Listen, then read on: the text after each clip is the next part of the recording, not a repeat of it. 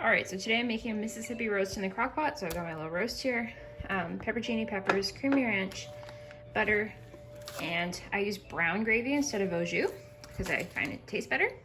I'm just gonna sear my roast in here and I'll get it into the crock pot. I'll show you how I layer the ingredients and I'll also show you it when it's done. All right, so here I'm just searing my roast on all sides. This is super key to making sure that you have a nice tender roast that just falls apart when it comes out. And just here you can see exactly what it looks like when it's done searing. So now I'm just taking my roast and I'm gonna place it into the crock pot. I'm not gonna add any liquid to this. Well, actually, no, that's not true. I do add a splash of pepperoni juice in a minute, but I'm adding about 6 pepperoncinis, I think.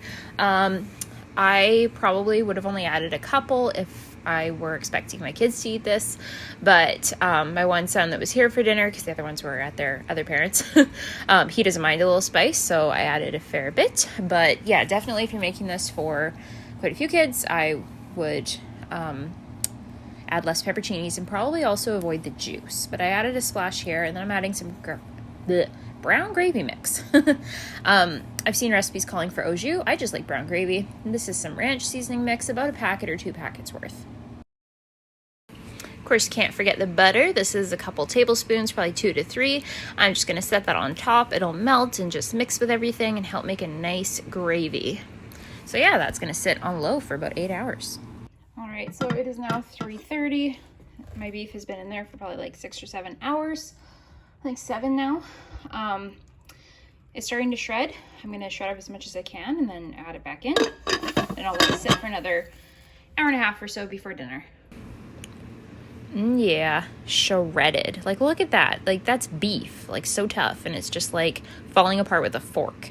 So I just added that back in and mixed it with the juices, let it sit for another hour or so, and then it was pretty much ready to serve. All right, so I'm making some mashed potatoes. I've already boiled some red potatoes. I leave the skin on.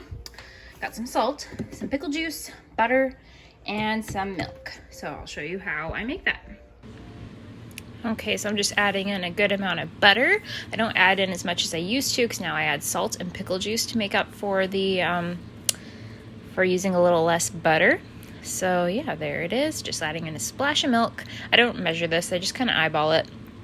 And then a splash of pickle juice. This is like my secret to perfectly seasoned mashed potatoes. Like, not too much, just a couple tablespoons. And then a generous sprinkling of salt, probably about a teaspoon or 2. And then I'm just gonna go ahead and mix this. I always make mashed potatoes in my stand mixer. It's just so much easier than using a masher. I actually don't even have a potato masher anymore because I use this all the time. It works really, really well.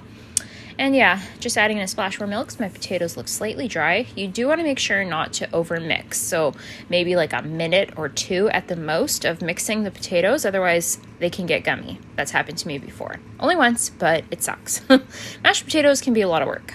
So yeah, these are just about done. I'm just whipping them for like, yeah, a minute or so, and then they will be ready.